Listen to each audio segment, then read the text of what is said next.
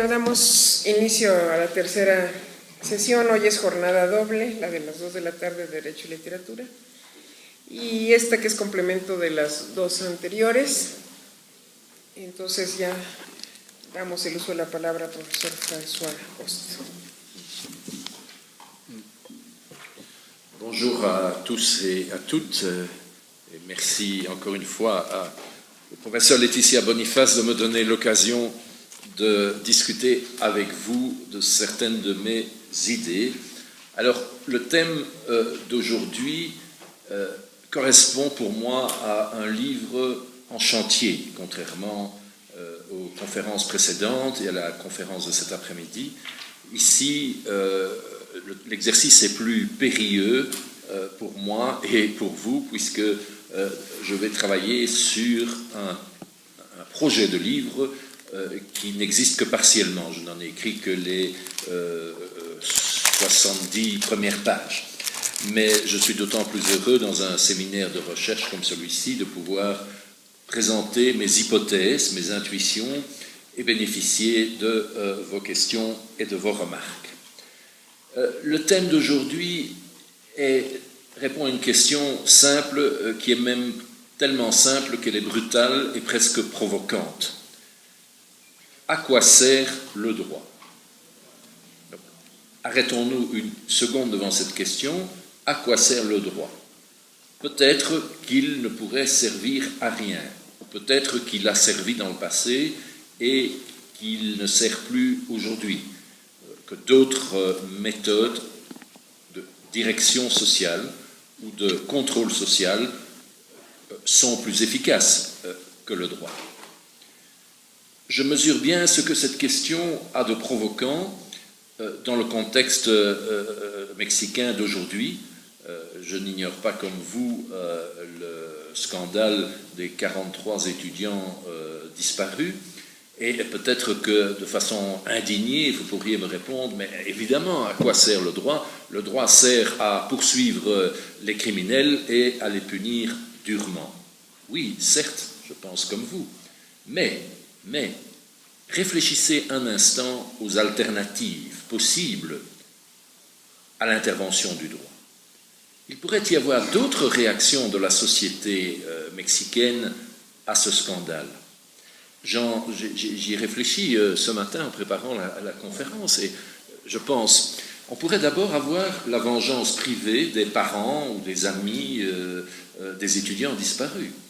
Pendant extrêmement longtemps, l'humanité a rendu justice sous la forme de la vengeance privée. C'était la responsabilité de la famille que de se faire justice. C'était même une question d'honneur.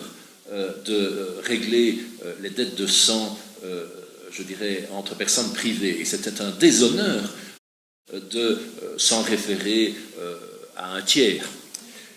Une autre réaction possible pourrait être, comme dans le Far West du XIXe siècle, le lynchage. C'est-à-dire que si la population, par exemple de la ville où le drame s'est produit, pouvait mettre la main sur le chef de la police ou le maire, je ne sais pas, et il ne serait pas impossible que dans une réaction spontanée d'indignation, l'on exécute immédiatement la personne qui est à la base du scandale. Je pense par exemple, dans une actualité pas récente, mais le président Ceausescu de Roumanie, il y a une vingtaine d'années, lui et son épouse ont été tout simplement exécutés par le peuple dans une réaction spontanée de lynchage. Je rappelle aussi que lorsque les États-Unis d'Amérique ont envoyé un commando en Afghanistan pour traquer et mettre hors d'état de nuire Ben Laden, lorsque cette opération commando a réussi, le lendemain, le président Obama a eu cette formule, il a dit « Justice has been done », la justice est faite.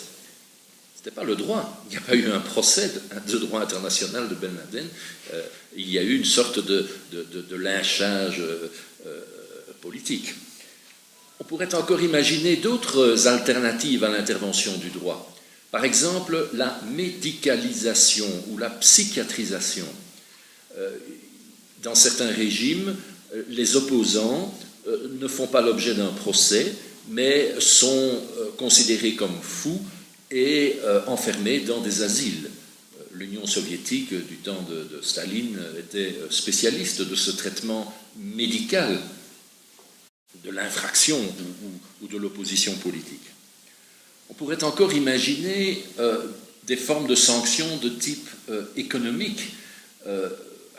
En droit international, pour le moment, en réaction à l'invasion de la Crimée et probablement d'une partie de l'Est de l'Ukraine par la Russie, la communauté internationale réagit par des sanctions de type économique, pensant qu'il faut punir là où ça fait mal. Mais là encore, le processus n'est pas juridique. On pourrait aussi, c'est encore une autre réaction possible, organiser un procès dans les formes juridiques, mais ça pourrait être un procès pour la galerie, un procès artificiel qui débouchera sur un acquittement ou en réalité une impunité de fait. Pour satisfaire l'opinion publique, on fait semblant d'appliquer le droit, mais dans la réalité, on fait en sorte que la personne qui serait condamnée n'exécute en réalité pas sa condamnation. Donc vous voyez que la question mérite d'être posée, et je la pose dans un contexte qui est celui de ce qu'on appelle parfois la concurrence des normativités, c'est-à-dire le fait que aujourd'hui la technique juridique, donc régler le social par le biais des procédures juridiques, est concurrencée par d'autres types de normes, des normes de management, des normes comptables, des normes techniques, des normes médicales. On pourrait continuer la liste infiniment aujourd'hui, et c'est un sujet sérieux de recherche. En Belgique, pour le moment, je participe à une grande recherche sur le thème de la concurrence des normativités, et c'est justement en faisant le tableau de toutes ces formes d'intervention sur les conduites humaines par d'autres normes que le droit que je me suis posé la question à quoi sert le droit. Et le livre que je suis en train d'écrire et la conférence que je fais aujourd'hui tente de jeter les bases de cette réflexion, et ce, comme j'essaye de le faire toujours, à partir d'une approche interdisciplinaire. On peut en effet poser la question des fonctions du droit sous différents angles. Par exemple, on peut observer, comme le fait un sociologue ou un anthropologue, on peut observer sur le terrain, dans la réalité, quels sont les effets que concrètement, a posteriori, le droit a produits. Ou on peut se demander quels sont les usages que les acteurs juridiques font du droit. La question ici n'est pas posée juridiquement, elle est posée sociologiquement, parce que les usages que les acteurs font du droit peuvent être de toute nature, y compris des usages non juridiques. J'en ai déjà donné un exemple dans ma petite introduction. Si le chef de l'État décide de permettre un grand procès dans les formes des responsables de la disparition des étudiants, et qu'en réalité, il fait pression sur les juges pour que, ou après sur l'administration des prisons, pour que la peine ne soit pas exécutée, ou que le procès débouche sur un acquittement, eh bien dans ce cas, on a affaire à un usage politique déviant, non juridique, des formes juridiques. Donc c'est voilà une première approche du problème, c'est une approche un peu réaliste, désenchantée, un peu cynique, mais réaliste, qui a posteriori se demande donc à quoi le droit aura-t-il servi? Quel usage les acteurs font-ils des formes juridiques?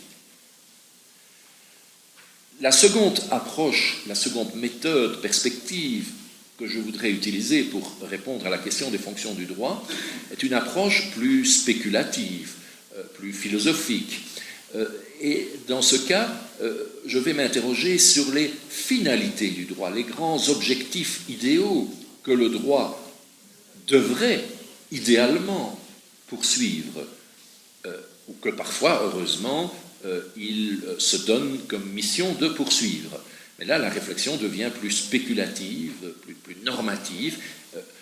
Quelle est notre image du bon droit? Qu'attendons-nous du droit? C'est la question des finalités, j'y reviens.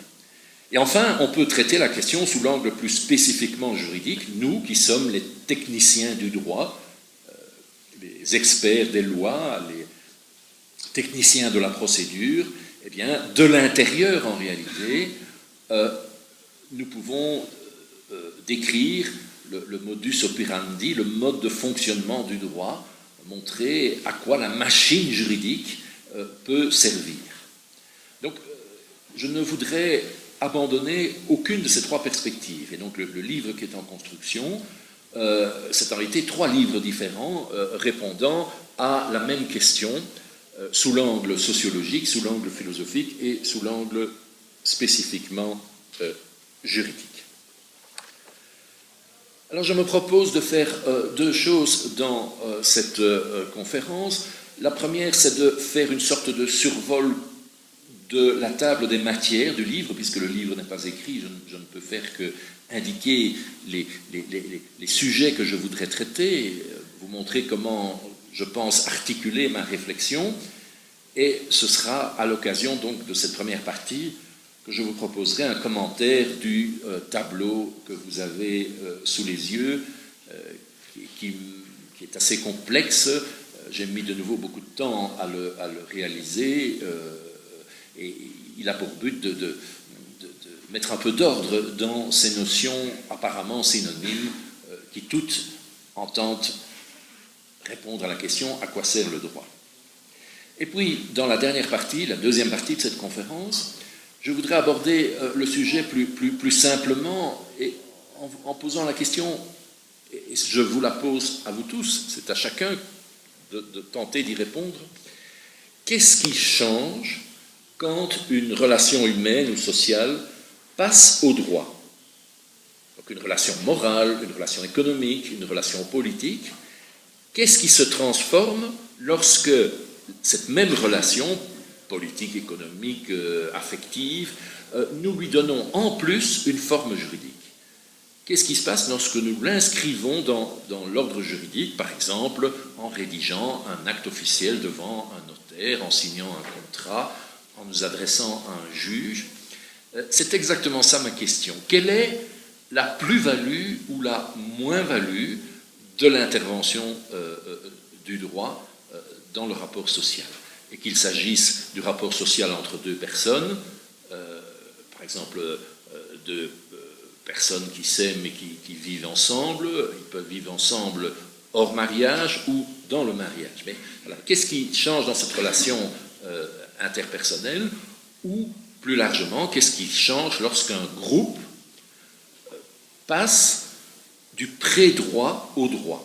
C'est une question que les anthropologues et les ethnologues ont beaucoup étudiée en se demandant si tel ou tel groupe social, par exemple, telle tribu d'Amazonie qu'un anthropologue rencontrait pour la première fois, lorsqu'on se demande, mais ce groupe a-t-il, oui ou non, du droit? Il y a certainement des règles, il y a certainement des modes de résolution des conflits, mais quel est l'indice du passage au droit, et quelle est la plus-value ou la moins-value de ce passage? Voilà donc le menu de ce matin. Donc, dans mon plan que j'ai sous les yeux, je commence par prendre la mesure de la difficulté de ce livre. Pourtant, j'ai une certaine expérience d'écriture des livres, j'ai une carrière de recherche déjà longue. Eh bien, je suis comme un étudiant en première année de doctorat impressionné par la difficulté de l'entreprise. D'abord, la première difficulté, c'est qu'il y a trop de réponses à la question que je pose. Il y en a trop, parce qu'évidemment, nous savons à quoi sert le droit. Si je vous demandais de prendre une feuille de papier et d'écrire 5 fonctions du droit, personne d'entre vous n'aurait de difficulté à donner 5 fonctions du droit. Vous allez dire, le droit dirige la société, le droit résout les conflits, le droit répartit les richesses, le droit produit du contrôle social, de la sécurité juridique. C'est l'abondance des réponses qui incite la méfiance et qui fait d'ailleurs qu'on n'a pas beaucoup écrit sur le sujet dont je parle, à une exception près, et je suis content de citer son nom parce que je sais que c'est un ami du professeur Laetitia Boniface, c'est le sociologue italien Vincenzo Ferrari qui a écrit un livre intéressant, Funzioni del diritto, les fonctions du droit, mais il est très isolé et ce livre a déjà 20 ou 30 ans et je n'en connais pas beaucoup depuis lors. Donc en réalité le sujet paraît banal, presque trivial, mais pourquoi posez-vous cette question? Tout le monde sait à quoi sert le droit.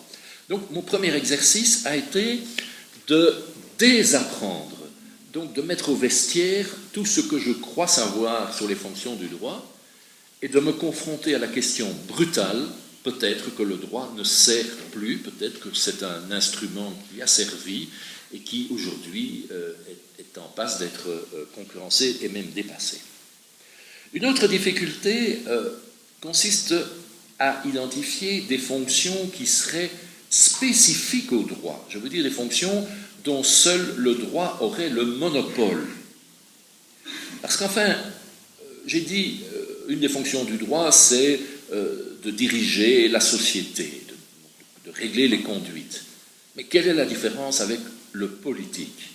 Est-ce que ce n'est pas aussi, et surtout, et d'abord, la fonction du politique de diriger la société? Ou alors, si on dit la fonction du droit, c'est de définir le bien commun, l'intérêt général. D'accord, mais est-ce que c'est spécifique au droit? Est-ce que la morale publique, est-ce que l'éthique publique ne vise pas, la philosophie politique aussi, le même objectif? Donc, y a-t-il des fonctions spécifiques au droit? C'est une question très difficile. Autre difficulté, est-ce que je traite mon problème de façon constative ou normative?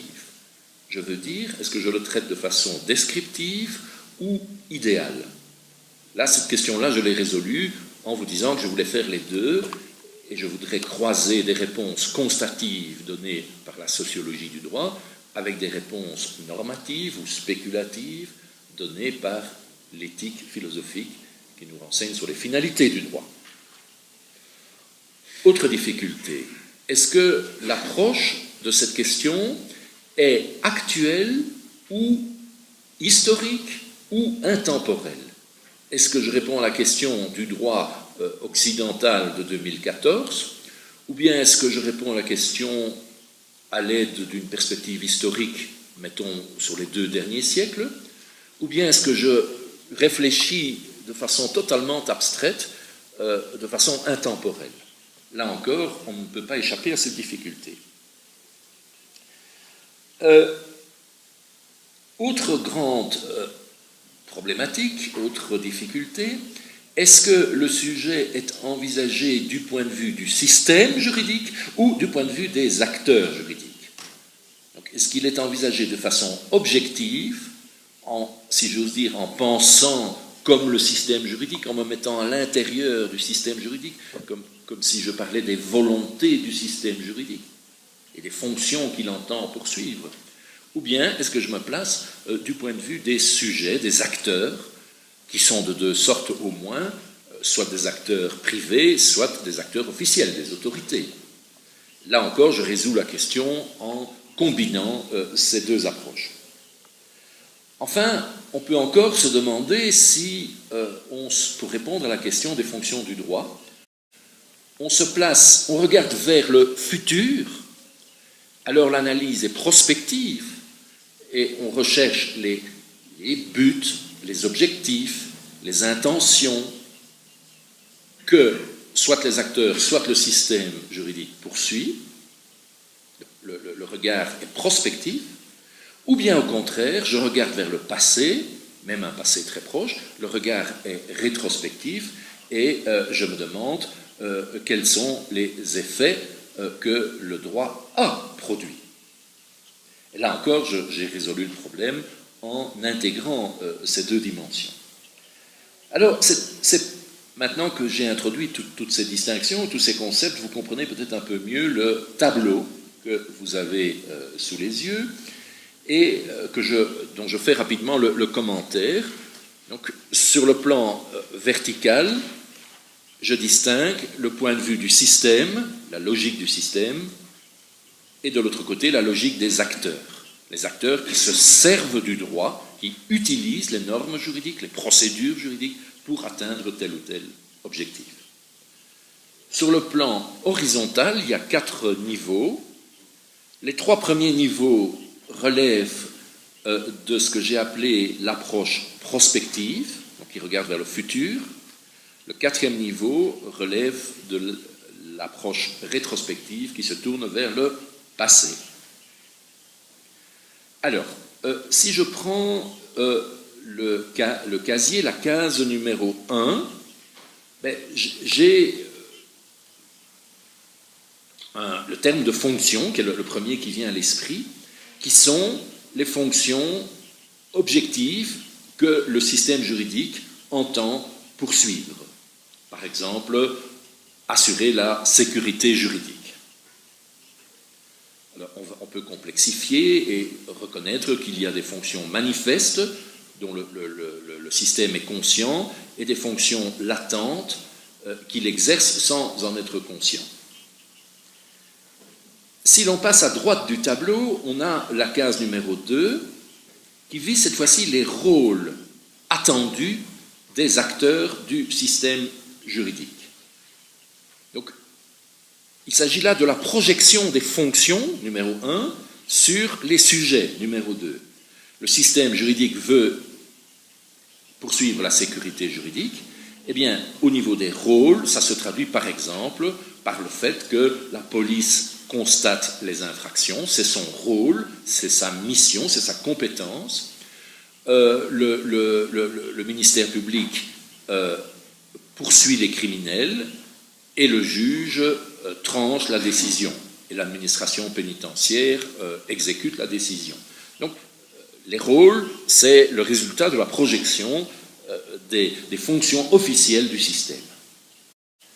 Maintenant, si je viens à l'étage d'en dessous, donc l'approche prospective numéro 2, j'envisage les mêmes questions, mais en donnant l'initiative aux sujets, aux acteurs. Et donc, je vais partir du 4, je vais partir des projets poursuivis par les acteurs, c'est-à-dire leurs intentions, leurs objectifs. Et s'ils ont un certain pouvoir, eh bien ces projets vont modifier les fonctions que le système juridique pourrait remplir. Donc vous voyez, la flèche part cette fois-ci de la droite vers la gauche.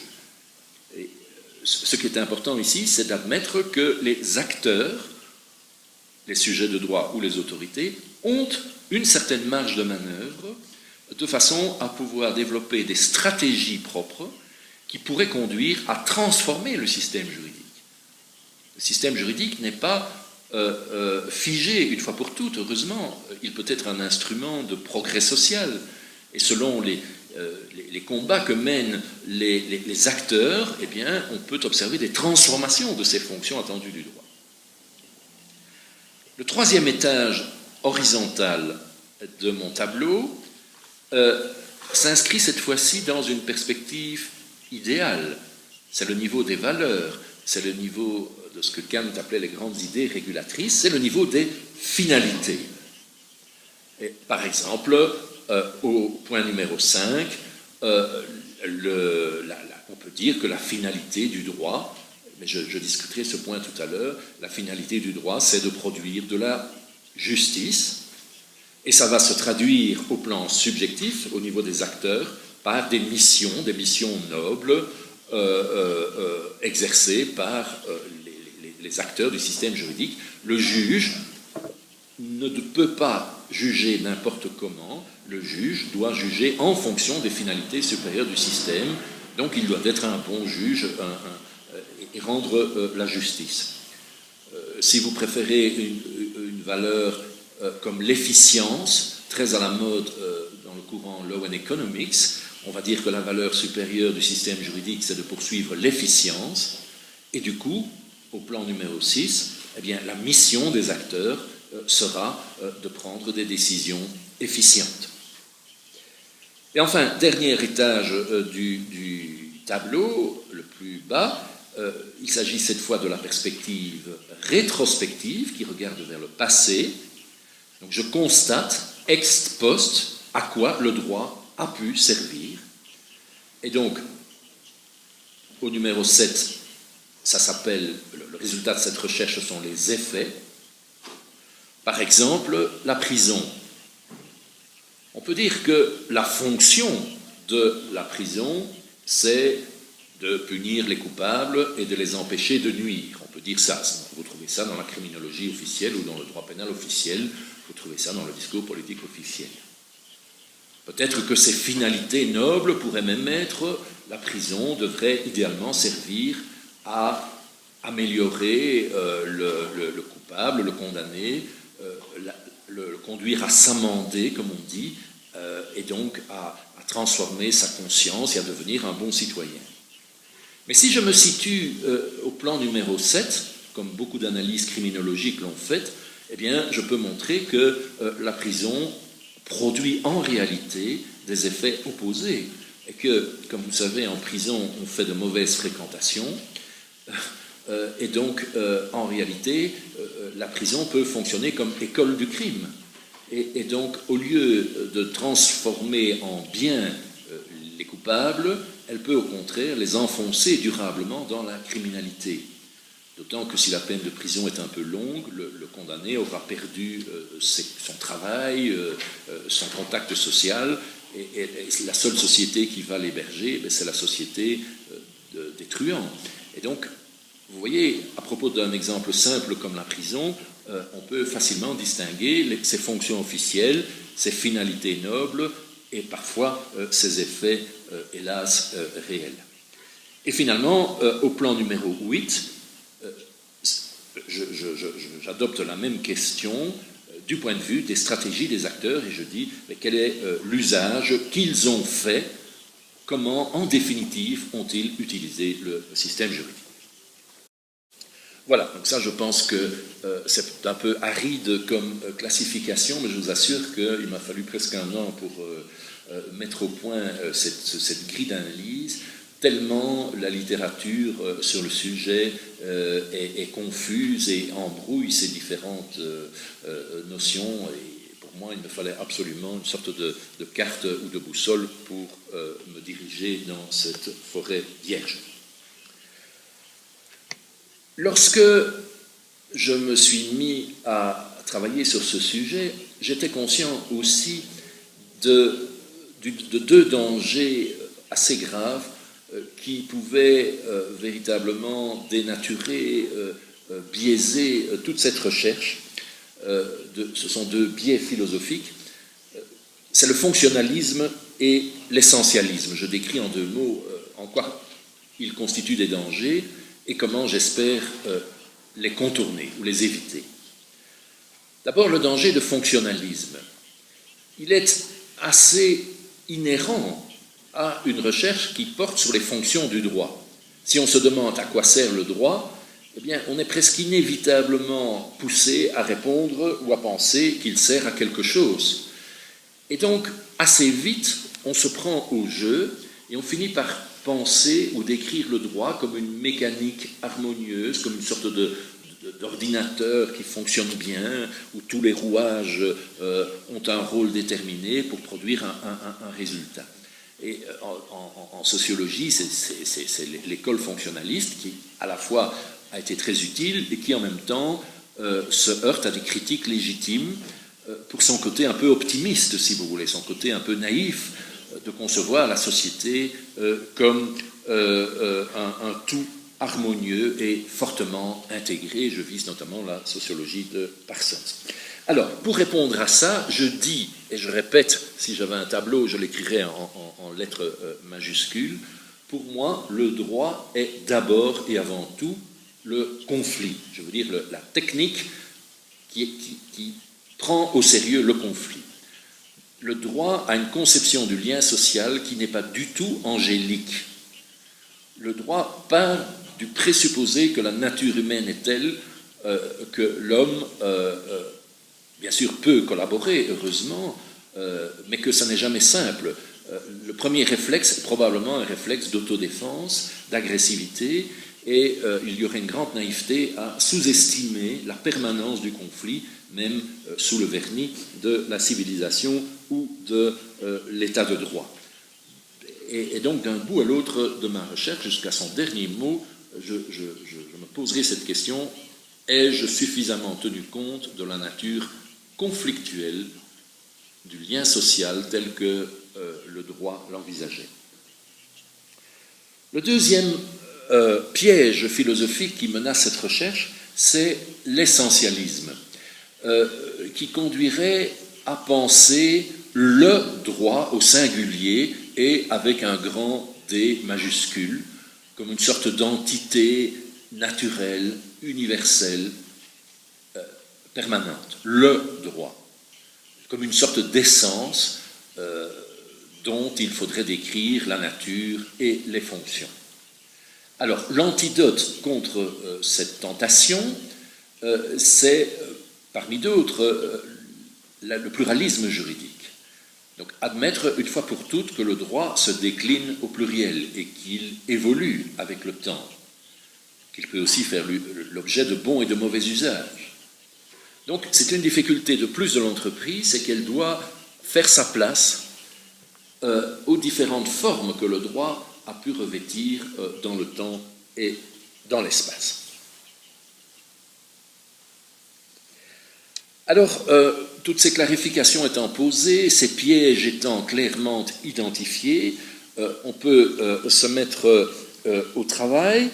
Par exemple, dans l'introduction qui est déjà écrite, dans la première partie du livre qui est déjà écrite, j'ai consacré des pages à montrer la diversité des usages que les acteurs faisaient ou pouvaient faire du droit en fonction de leur stratégie personnelle, de leurs intérêts, de leurs valeurs personnelles. Je donne quelques exemples. D'abord, au niveau des particuliers.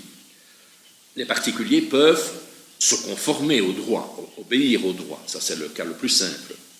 Ils peuvent aussi lutter pour le droit, c'est-à-dire militer comme des citoyens pour transformer le droit. Le droit est alors une arme de changement social. Et la revendication des droits de l'homme, historiquement, depuis 2 siècles, est une des armes les plus efficaces, les mieux connues de ce combat des hommes et des femmes pour un droit plus juste. On peut même connaître des formes paradoxales de cet usage du droit, des cas extrêmes avec la désobéissance civile. Je pense à Mandela, Martin Luther King, Gandhi. Réfléchissons un instant à cette notion de désobéissance civile. C'est une forme très particulière de délinquance, puisque c'est une forme d'infraction pénale, mais accomplie pour apporter un progrès du droit, pour transformer la Constitution. Et donc là, vous avez une tension donc, très très nette entre la légalité et la légitimité dans ce comportement de désobéissance civile. Maintenant, malheureusement, les citoyens peuvent aussi faire un très mauvais usage du droit et, par exemple, utiliser le droit pour corrompre une autorité officielle et obtenir un avantage pour eux. La corruption est illégale, mais c'est une illégalité très particulière, comme la désobéissance civile d'ailleurs, parce qu'elle se sert du droit pour commettre une infraction. C'est-à-dire, je vais payer une autorité, le maire de la ville par exemple, pour qu'il applique la loi à tous les autres, sauf à moi. J'obtiens un privilège, j'obtiens une exception pour mon dossier en particulier. Donc, c'est une forme d'infraction qui passe par le droit. C'est ça qui est intéressant. C'est un usage tordu, pervers du droit. Enfin, les particuliers peuvent aussi user le droit de façon paralégale. Cela a été beaucoup étudié par les sociologues du droit. On a parfois parlé à cet égard de droit populaire, de droit vulgaire, c'est-à-dire que les gens agissent juridiquement, mais le droit qu'ils croient appliquer n'est pas vraiment le droit officiel. Au fond, ils n'ont pas une idée très précise de ce qu'est le droit officiel, et ils se comportent entre eux juridiquement, mais c'est un droit qui est en réalité populaire et qui est parallèle, qui est un peu en deçà ou au-delà, en tout cas qui est à côté du droit officiel. Alors, les particuliers, c'est un certain type d'acteurs, mais on peut s'interroger sur les entreprises, qui sont des acteurs plus puissants économiquement.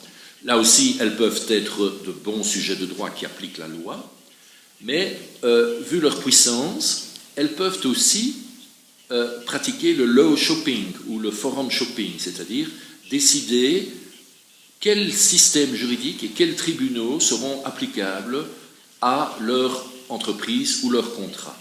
Et souvent, les grandes entreprises multinationales vont choisir le système juridique qui leur est le plus favorable sur le plan de la législation sociale, sur le plan de la législation de l'environnement. C'est du law shopping ou du forum shopping qui malheureusement se traduit par une forme de dumping juridique. C'est-à-dire que dans la concurrence juridique que les États vont se livrer, il y a un grand danger d'abaisser les exigences juridiques, de réduire les protections juridiques pour séduire les entrepreneurs économiques et les amener à investir dans le pays. Les entreprises ont aussi un bargaining power, c'est-à-dire un pouvoir de négociation important pour faire du lobbying, je parle beaucoup anglais aujourd'hui, du lobbying, donc de la pression plus ou moins transparente et honnête sur les décideurs politiques. Donc vous voyez, tout ça, ce sont des usages du droit. Les officiels, les autorités elles-mêmes, je suppose et j'espère qu'elles appliquent le droit, c'est leur mission constitutionnelle, mais sans parler même de la corruption, on peut aussi souvent parler d'un usage un usage publicitaire ou cosmétique du droit. En France, le président Sarkozy était spécialiste de ses interventions dès lors qu'un fait divers, un crime agitait l'opinion publique. Il intervenait immédiatement à la télévision pour dire « je vais faire adopter une loi ». Et puis, ce qui était important, c'est qu'il ait dit « je vais faire adopter une loi ». Et en réalité, la loi ou bien n'était pas adoptée, ou bien était inutile parce qu'il y avait déjà d'autres lois qui disaient la même chose, ou bien tout simplement le projet était totalement inapplicable. Mais ça, on s'en fiche, ce n'est pas le problème. L'important, c'est de se servir du droit pour légitimer l'autorité du président. Voilà, il y a 1001 cas, je n'en donne que quelques-uns, mais c'est pour vous sensibiliser à cette panoplie d'usages conformes au droit, contraires au droit ou paralégal qui peuvent être faits. Alors, le point suivant de ma réflexion porte sur les finalités, donc ces grands objectifs, ces valeurs que la philosophie du droit assigne au droit. Alors là, j'étais confronté à un nouveau problème terrible. Est-ce que vraiment, pour m'en tenir à ces deux exemples, est-ce que la justice et la démocratie sont des finalités exclusives, propres au droit? Et je pourrais continuer la liste si j'étais adepte du courant Law and Economics, ce que je ne suis pas. On pourrait dire l'efficience, par exemple. Eh bien, c'est le point le plus délicat de ma conférence, j'espère ne pas vous choquer. Je suis arrivé à la conclusion que non. Je pense que ces valeurs, justice, démocratie, ce sont des finalités, je les appelle extrinsèques, extérieures au droit, de même l'efficience ou d'autres qu'on pourrait trouver, mais dont le droit n'a pas le monopole. Et je vais jusqu'à dire, mais je le dis en tremblant, du droit peut exister qui ne poursuit pas le droit et la justice.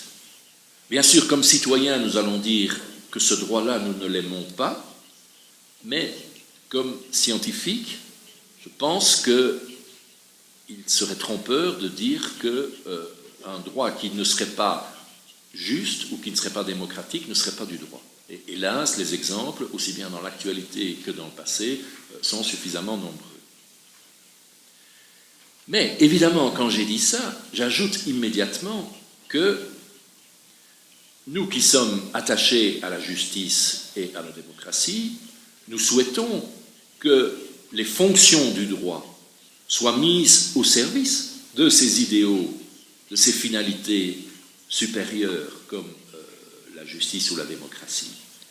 Et du coup, j'ai introduit une catégorie intermédiaire, ce qui est peut-être le plus original dans la recherche, une catégorie intermédiaire que j'appelle les finalités intrinsèques du droit, c'est-à-dire les finalités intérieures au droit, c'est-à-dire la manière dont le droit met en œuvre, utilise ses fonctions techniques pour poursuivre, pour atteindre des valeurs extrinsèques comme justice, démocratie, peut-être efficience ou d'autres valeurs. Et donc il y a là une catégorie intermédiaire à laquelle je n'avais pas pensé et qui me paraît finalement l'objet le plus novateur et le plus intéressant de la recherche, c'est si nous décidons que le droit doit être démocratique et juste, et dans un autre pays ou à une autre époque, on a pu prendre une autre décision, mais si nous, ici, aujourd'hui, nous décidons que le droit doit être démocratique et juste, alors, quelles sont ces finalités intrinsèques, c'est-à-dire quelles sont les manières qu'on peut envisager pour atteindre ces finalités.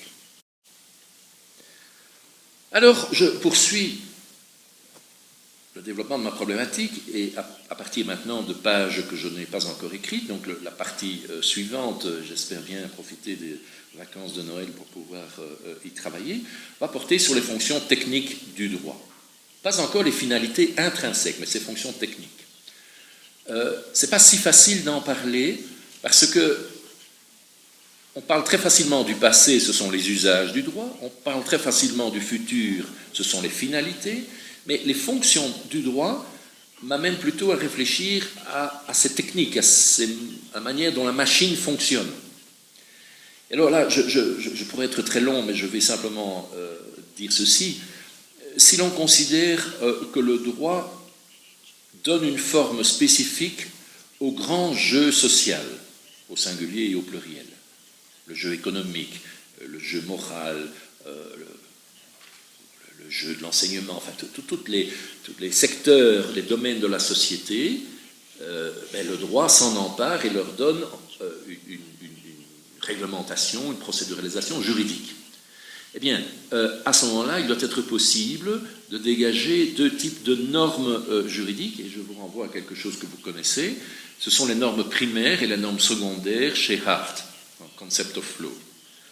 Les normes primaires, comme vous savez, se contentent de reproduire des règles, au fond, qui existent déjà dans la société. Par exemple, en matière de mariage, une règle qui dit que les époux se doivent mutuellement fidélité et assistance. En matière de filiation, on va dire les parents doivent l'éducation et l'entretien de leurs enfants. Ça, ce sont vraiment des règles qui viennent du social et que le droit reprend à son compte. Mais alors, à côté de ça, il y a un domaine immense, peut-être beaucoup plus grand que Hart ne le laisse entendre, en tout cas, c'est l'intuition que j'ai pour le moment, un domaine immense qui concerne les normes secondaires qui portent sur le droit lui-même.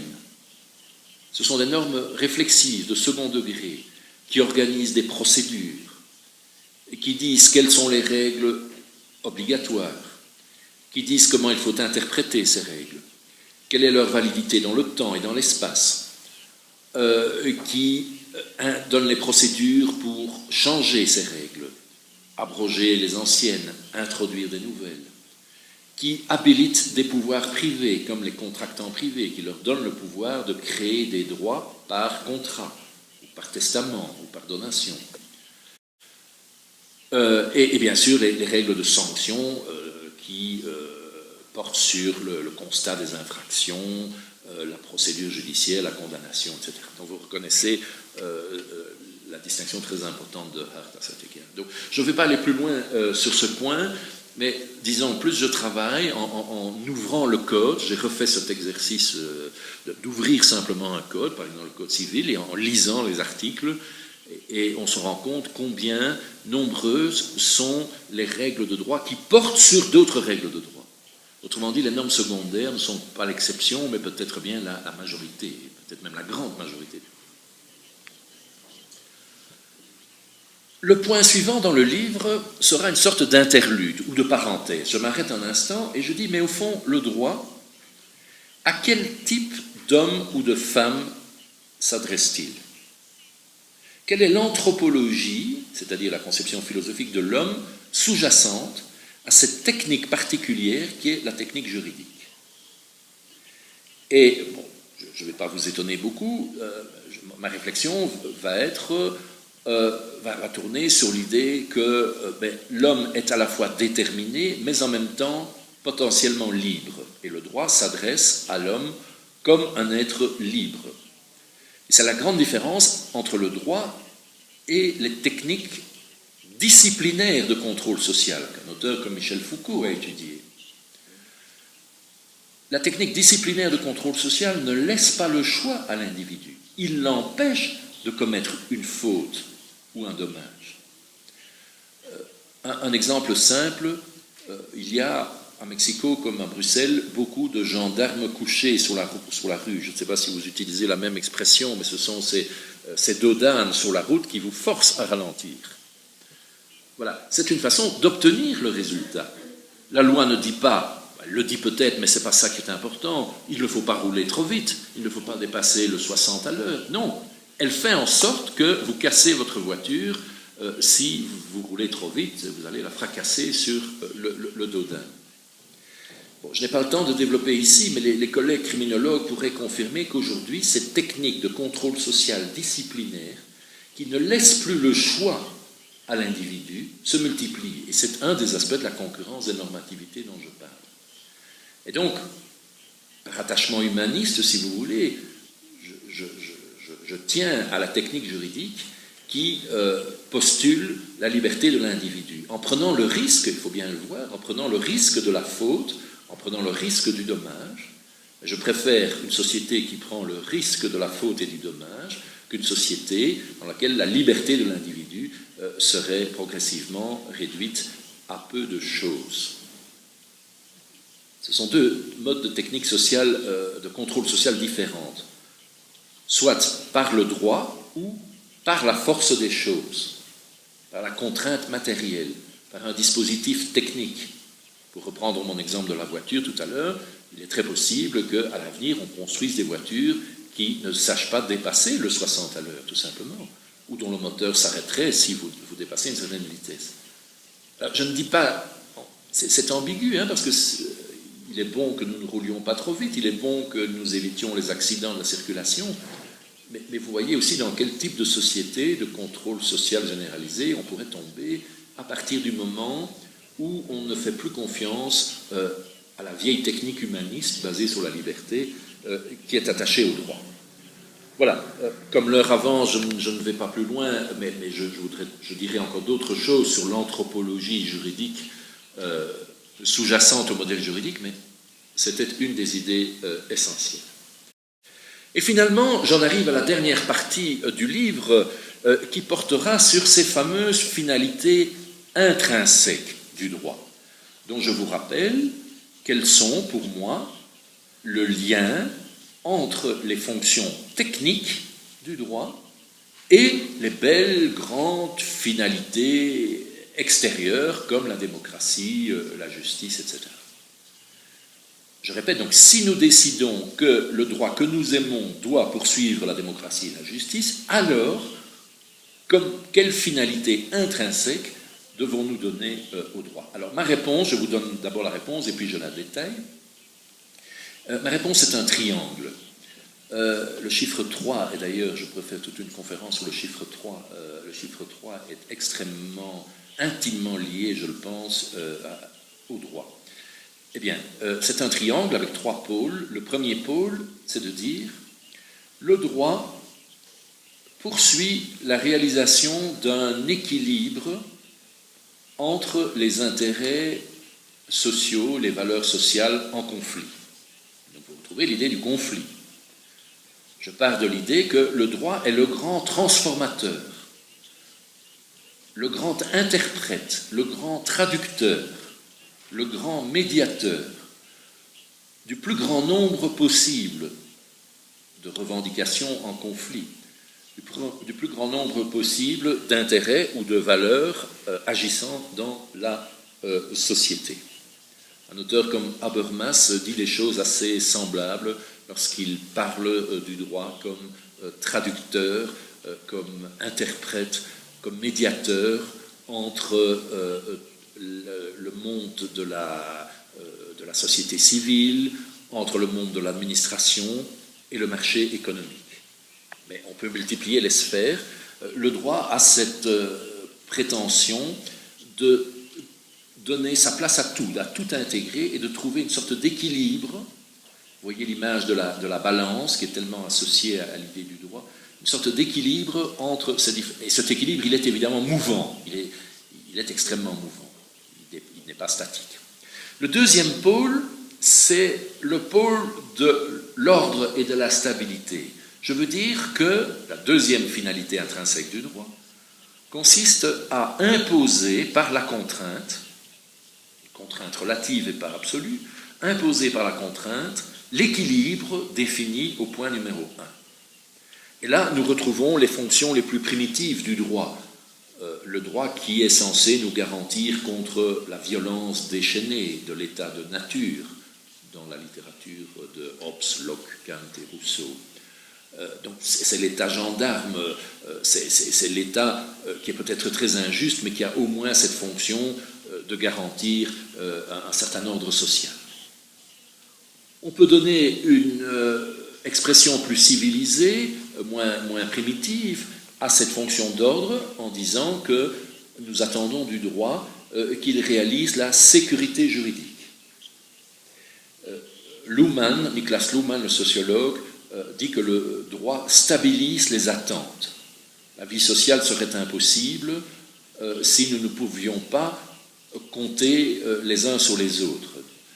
Avec la division du travail propre à des sociétés évoluées comme les nôtres, très complexes, eh bien, nous devons pouvoir compter les uns sur les autres, et la sécurité juridique est donc une valeur essentielle. Une philosophe comme Hannah Arendt, elle insistait beaucoup sur le fait que le droit doit garantir les promesses.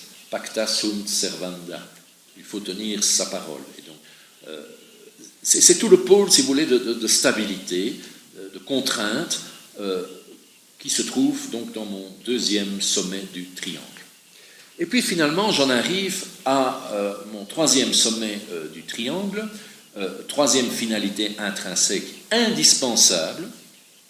Chacune des trois finalités est indispensable.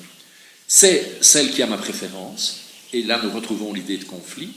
C'est l'idée que le droit est une technique sociale qui permet, dans une certaine mesure, de remettre en question l'équilibre défini au point numéro 1. Je répète, le droit est une technique sociale qui permet de remettre en question, au moins dans une certaine mesure, les lois, les décisions de justice, les contrats, enfin ce qui a été décidé, l'équilibre qui est intervenu au point numéro 1. Des auteurs comme Carbonnier, Kantorowicz ont été sensibles à cette dimension, et je pense qu'elle est la plus spécifique au droit. Et c'est un peu contre-intuitif de dire ça, parce que les gens pensent toujours que notre discipline, la discipline juridique, est une discipline d'ordre, de stabilité, de discipline, c'est le cas de le dire. Eh bien, moi je pense qu'une des choses les plus spécifiques au droit, c'est de donner des procédures, de donner au sujet de droit des moyens de droit, des voies d'action pour remettre, dans une certaine mesure, bien sûr, en discussion les équilibres intervenus. Donc le droit est une forme de contradiction organisée. Le droit est la mise en scène procédurale de la contestation. Et ça, c'est extrêmement précieux, c'est quelque chose qu'on retrouve peu ou pas dans d'autres disciplines. Et j'insiste pour dire que si un des pôles du triangle disparaît, le droit se pervertit.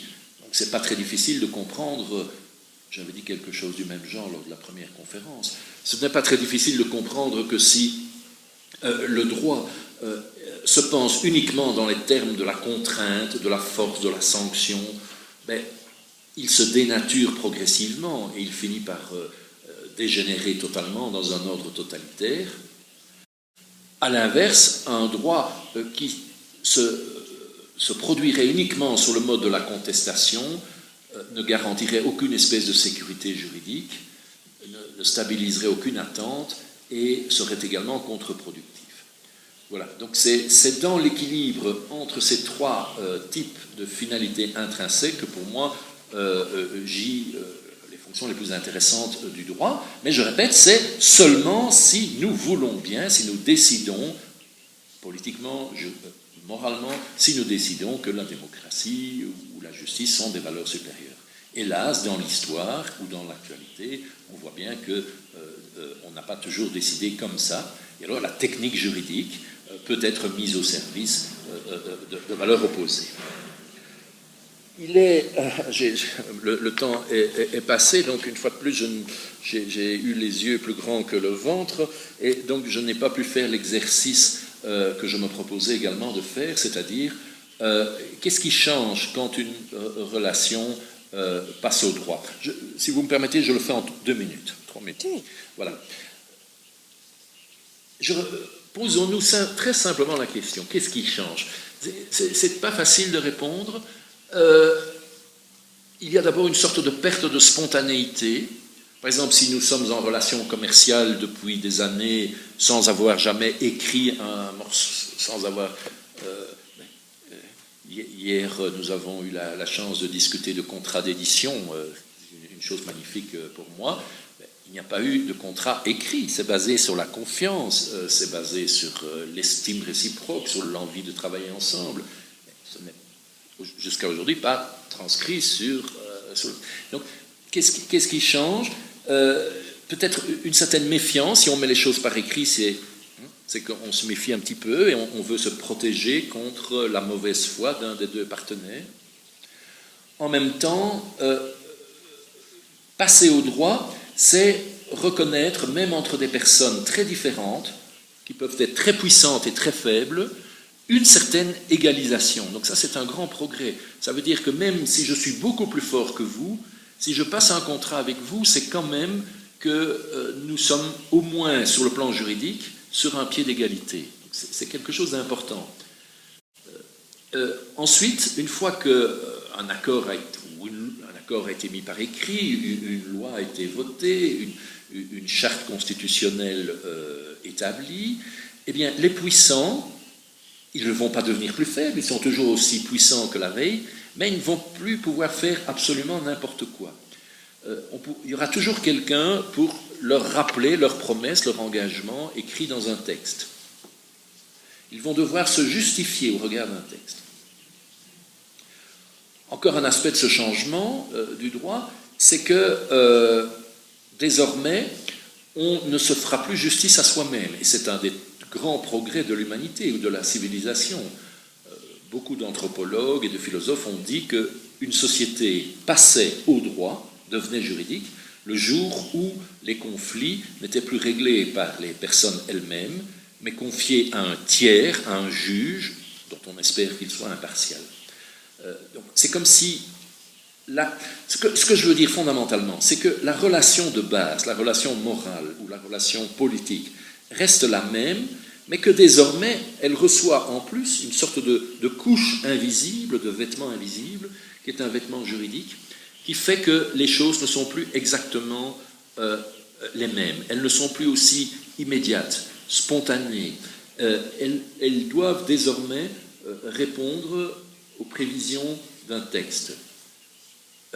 Je ne vais plus vous faire un cadeau, je vais tout simplement vous attribuer un droit. C'est quelque chose qui était très connu en matière sociale, par exemple. Au XIXe siècle, les riches pouvaient parfois être généreux à l'égard des pauvres et donner de l'argent aux pauvres, par exemple, à la sortie de la messe. C'était du paternalisme.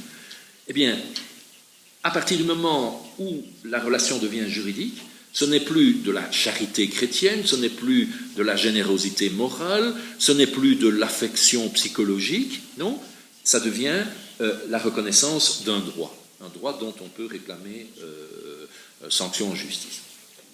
Et enfin, je dirais encore, mais la liste n'est pas terminée, parce que cette question me poursuit et je n'arrête pas de l'enrichir, en tout cas les réponses que j'essaie d'y donner. On pourrait encore dire que ce qui change quand on passe au droit, c'est que la relation devient plus impersonnelle. Donc on perd quelque chose en termes d'affectivité, de chaleur humaine, d'immédiateté, mais en revanche, la relation devient plus impersonnelle, elle devient plus généralisable. Et c'est grâce à ça qu'une forme de justice peut être établie à l'égard de tous ceux qui sont dans la même situation. Je vous demande d'y réfléchir, et à ceci, la justice ne présuppose pas un rapport de sympathie à l'égard d'un visage ou d'une personne que j'aime bien, avec qui j'ai de l'empathie ou de la sympathie.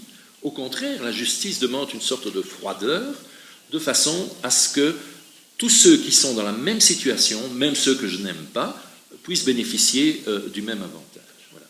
Tout ça, ce sont, me semble-t-il, des effets symboliques qui s'attachent au passage au droit et qui font, me semble-t-il, la très grande valeur de cette technique sociale qui n'a pas toujours existé et qui pourrait très bien ne plus exister demain si nous n'y sommes pas attentifs. Je vous remercie.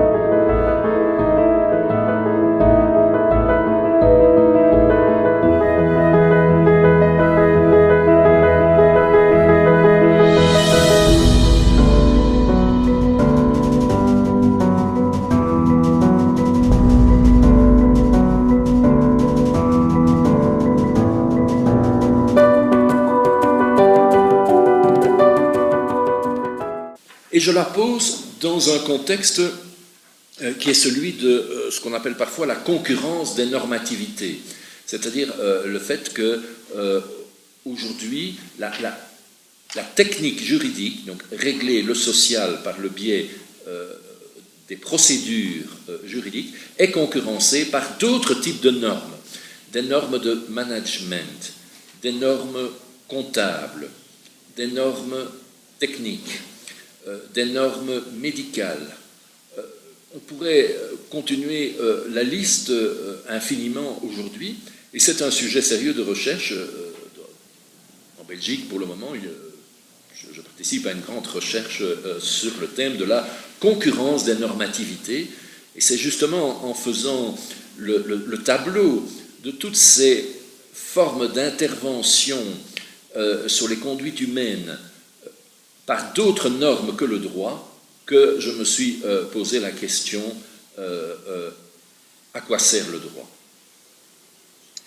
Et le livre que je suis en train d'écrire et la conférence que je fais aujourd'hui tente de jeter les bases de cette réflexion, et ce, comme j'essaye de le faire toujours, à partir d'une approche interdisciplinaire. On peut en effet poser la question des fonctions du droit sous différents angles.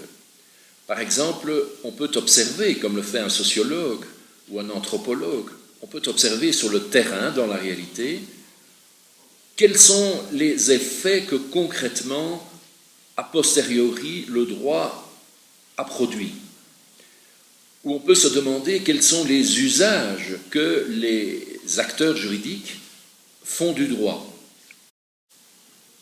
La question ici n'est pas posée juridiquement, elle est posée sociologiquement, parce que les usages que les acteurs font du droit peuvent être de toute nature, y compris des usages non juridiques. J'en ai déjà donné un exemple dans ma petite introduction. Si le chef de l'État décide de permettre un grand procès dans les formes des responsables de la disparition, les États-Unis d'Amérique ont envoyé un commando en Afghanistan pour traquer et mettre hors d'état de nuire Ben Laden. Lorsque cette opération commando a réussi, le lendemain, le président Obama a eu cette formule, il a dit « Justice has been done », la justice est faite. Ce n'était pas le droit, il n'y a pas eu un procès de droit international de Ben Laden, il y a eu une sorte de lynchage politique. On pourrait encore imaginer d'autres alternatives à l'intervention du droit. Par exemple, la médicalisation ou la psychiatrisation. Dans certains régimes, les opposants ne font pas l'objet d'un procès, mais sont considérés comme fous et enfermés dans des asiles. L'Union soviétique, du temps de Staline, était spécialiste de ce traitement médical de l'infraction ou de l'opposition politique. On pourrait encore imaginer des formes de sanctions de type économique.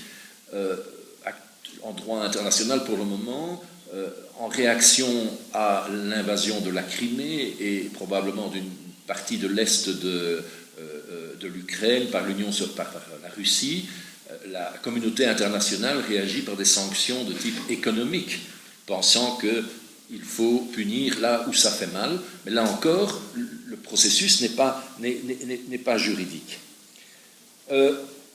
On pourrait aussi, c'est encore une autre réaction possible, organiser un procès dans les formes juridiques, mais ça pourrait être un procès pour la galerie, un procès artificiel qui débouchera sur un acquittement ou en réalité une impunité de fait. Pour satisfaire l'opinion publique, on fait semblant d'appliquer le droit, mais dans la réalité, on fait en sorte que la personne qui serait condamnée n'exécute en réalité pas sa condamnation. Donc vous voyez que la question mérite d'être posée, sont plus efficaces que le droit. Je mesure bien ce que cette question a de provoquant dans le contexte mexicain d'aujourd'hui. Je n'ignore pas comme vous le scandale des 43 étudiants disparus. Et peut-être que de façon indignée, vous pourriez me répondre, mais évidemment, à quoi sert le droit? Le droit sert à poursuivre les criminels et à les punir durement.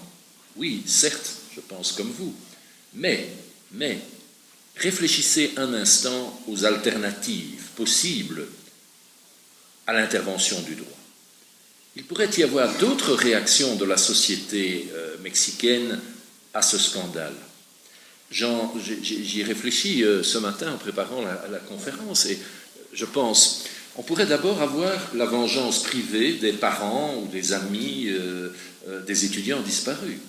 Pendant extrêmement longtemps, l'humanité a rendu justice sous la forme de la vengeance privée. C'était la responsabilité de la famille que de se faire justice. C'était même une question d'honneur. De régler les dettes de sang, je dirais, entre personnes privées. Et c'était un déshonneur de s'en référer à un tiers.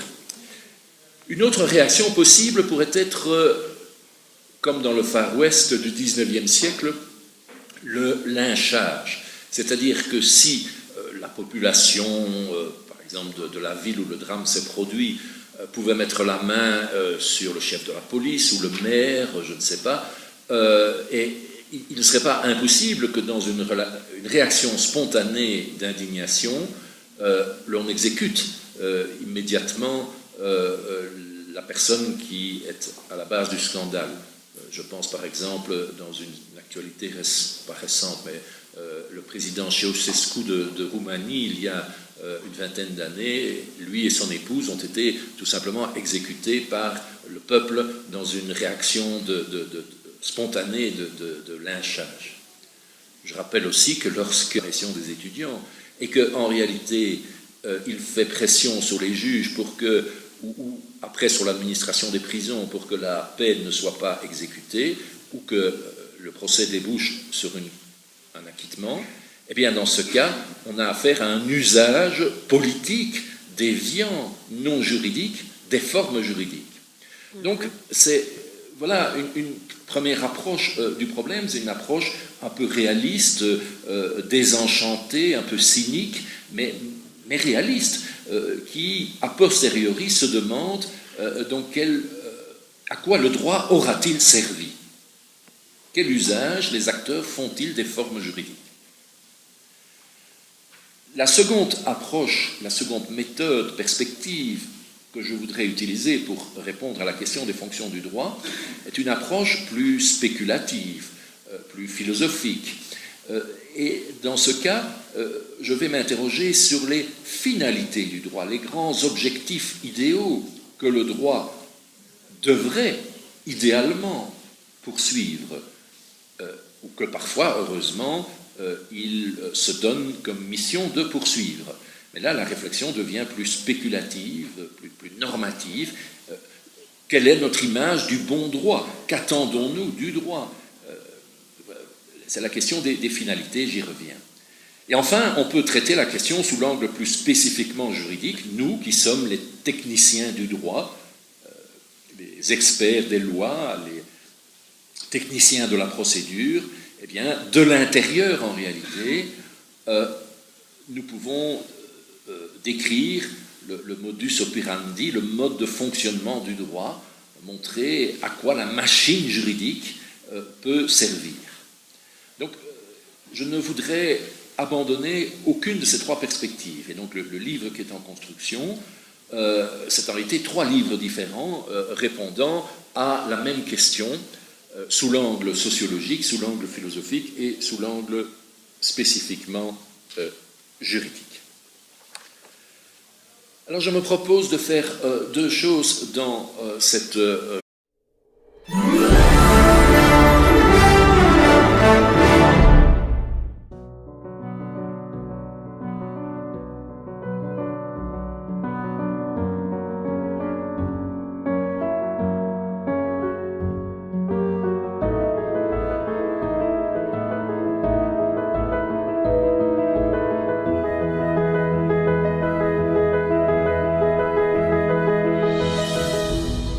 Bueno, damos inicio a la tercera sesión. Hoy es jornada doble, la de las 2 de la tarde de Derecho y Literatura, y esta que es complemento de las dos anteriores. Entonces ya damos el uso de la palabra al profesor François Host. Bonjour à tous et à toutes, et merci encore une fois au professeur Laetitia Boniface de me donner l'occasion de discuter avec vous de certaines de mes idées. Alors, le thème d'aujourd'hui correspond pour moi à un livre en chantier, contrairement aux conférences précédentes et à la conférence de cet après-midi. Ici, l'exercice est plus périlleux pour moi et pour vous, puisque je vais travailler sur un projet de livre qui n'existe que partiellement. Je n'en ai écrit que les 70 premières pages. Mais je suis d'autant plus heureux dans un séminaire de recherche comme celui-ci de pouvoir présenter mes hypothèses, mes intuitions et bénéficier de vos questions et de vos remarques. Le thème d'aujourd'hui répond à une question simple qui est même tellement simple qu'elle est brutale et presque provocante. À quoi sert le droit? Arrêtons-nous une seconde devant cette question. À quoi sert le droit? Peut-être qu'il ne pourrait servir à rien, ou peut-être qu'il a servi dans le passé et qu'il ne sert plus aujourd'hui, que d'autres méthodes de direction sociale ou de contrôle social